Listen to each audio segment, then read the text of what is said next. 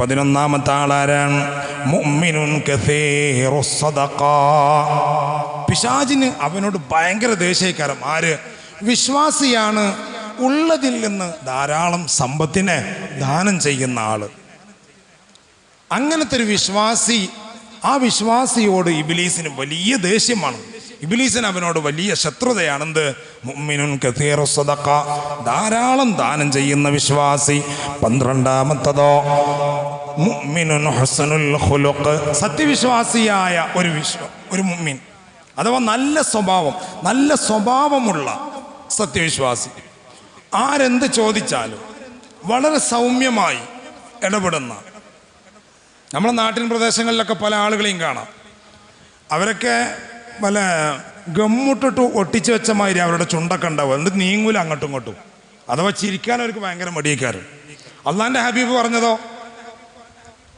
അള്ളാൻ്റെ ഹബീബ് എപ്പോഴും പറഞ്ഞു പുഞ്ചിരി നല്ലതാണ് അല്ലേ? പക്ഷെ പുഞ്ചിരിയെ പറ്റിയിട്ടേ പറഞ്ഞിട്ടുള്ളൂ. കല്യാണത്തിൻ്റെ രാവുകളിൽ പേക്കൂത്തുകളും ആർഭാടങ്ങളൊക്കെ കാണിച്ചു കൊണ്ട് ആണുങ്ങളും പെണ്ണുങ്ങളും ഒന്നിനാത്രം പോകുന്ന ആൾക്കാരൊക്കെ മതിമറന്ന് ആടുന്ന ചിരി, ആ ചിരിയും കളി ഇതിൽ പെടൂല. അത് ആചാര്യ നടത്തിയാലും കണക്കാണ്, അത് അതിനെക്കാട്ടും വലിയ നടത്തിയാലും കണക്കാണ്. എല്ലാവർക്കും ഒരേ ഹുക്കുമാണ്. മനസ്സിലാവണുണ്ടോ? അപ്പോൾ യഥാർത്ഥ സൽസ്വഭാവിയായ ഒരു സത്യവിശ്വാസി, അവൻ ഇബ്ലീസിൻ്റെ ഏറ്റവും വലിയ ശത്രുവാണ്. നല്ല സ്വഭാവം. എന്താ ഒന്ന് ചിരിച്ചാൽ വരാൻ പോണത്? നമ്മിൽ താഴ്ന്ന ചില ആളുകൾക്കൊരു തോന്നല, നമ്മളെക്കാട്ടി ഇളയ ആൾക്കാരോട് ഞാനല്ല വലിയവൻ. ഇബ്ലീസ് പറഞ്ഞു. എന്നിട്ട് എന്തുണ്ടായി? ഫിരാവും പറഞ്ഞു ഞാനാ വലിയ പടച്ചോന്, അന റബ്ബുക്കുമില്ല അയല എന്നാ പറഞ്ഞത്. ഞാൻ ഇവിടുത്തെ വലിയ മൂപ്പരാന്നല്ല പറഞ്ഞു, ഞാൻ വലിയ പടച്ചോനാന്നാ പറഞ്ഞത്. ആര്? ഇബ്ലീസ്. എന്നിട്ട് എന്തുണ്ടായി? അതും പോയില്ലേ? അപ്പോൾ സൽസ്വഭാവിയായ സത്യവിശ്വാസി ഇബ്ലീസിൻ്റെ 12ാമത്തെ ശത്രുവാണ്. 13ാമത്തെ ശത്രുവാരാണ്? മുഅ്മിനുൻ യൻഫഉന്നാസ്, ജനങ്ങൾക്ക് തന്നെ കൊണ്ട് കഴിയുന്ന ഉപകാരങ്ങളൊക്കെ ചെയ്തു കൊടുക്കുന്ന ഒരു സത്യവിശ്വാസി. അവനും ഇബ്ലീസിൻ്റെ വലിയ ശത്രുവാണ്. 14ാമത്തെ ആള് ഹാമിലുൽ ഖുർആൻ യദുമ്മു അലാ ഖിറാഅതിഹി. അയ്വ, നോക്കണം നിങ്ങൾ. ഹാമിലുൽ ഖുർആൻ അഥവാ ഖുർആൻ മുഴുവനും മനപ്പാടുള്ള ആളെന്നല്ല അതിൻ്റെ അർത്ഥം. അങ്ങനെ ഇപ്പോൾ ആർക്കുള്ളത് ഇവിടെ?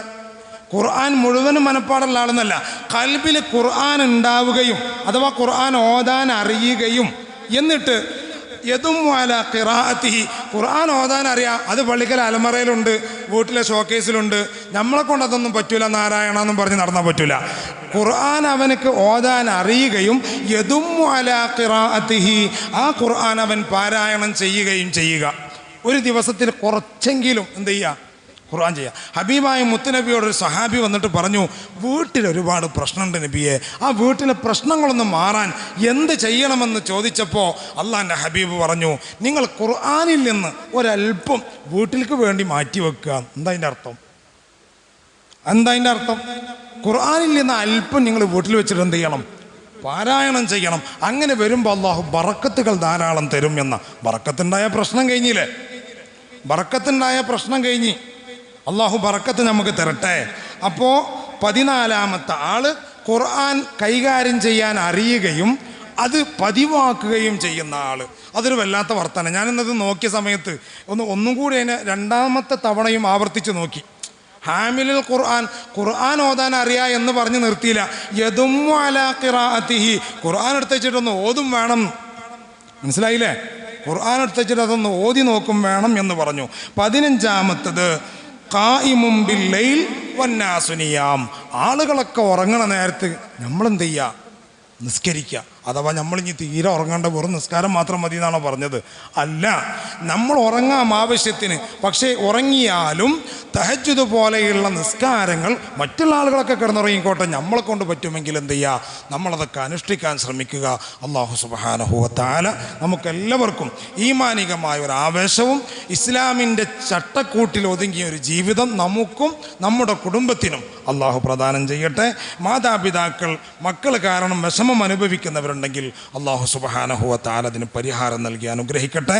അപ്പോൾ 15ഓളം വരുന്ന പിശാചിൻ്റെ ശത്രുക്കളെ വിശദമായി 2-3 ആഴ്ചയിലൂടെ നമ്മൾ എന്ത് ചെയ്തു? പരിചയപ്പെട്ടു. ഇനിയിപ്പോൾ നമ്മളെന്താ ചിന്തിക്കേണ്ടത്? അതിൽ മെമ്പർഷിപ്പ് എടുക്കണം എന്നാണോ ചിന്തിക്കേണ്ടത്? ആണോ? അല്ല, ആ മെമ്പർഷിപ്പ് വേണ്ട. ഇനി അങ്ങനെ ഉണ്ടെങ്കിൽ എന്ത് ചെയ്യാമെന്നറിയോ?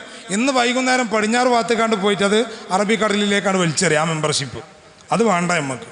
പിശാചിനോട് എപ്പോഴും ശത്രുത തന്നെ.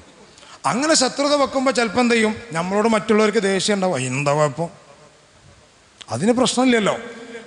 സൃഷ്ടികളുടെ പരിപോഷണങ്ങളോ കയ്യടികളോ ഒന്നും നമ്മൾ ചിന്തിക്കേണ്ടതില്ല. നമ്മൾ എവിടേക്ക് ചിന്തിച്ചാൽ മതി? നേരെ റബ്ബിലേക്ക്. അല്ലാഹു സുബ്ഹാനഹു വ തആല തൗഫീഖ് ചെയ്യട്ടെ.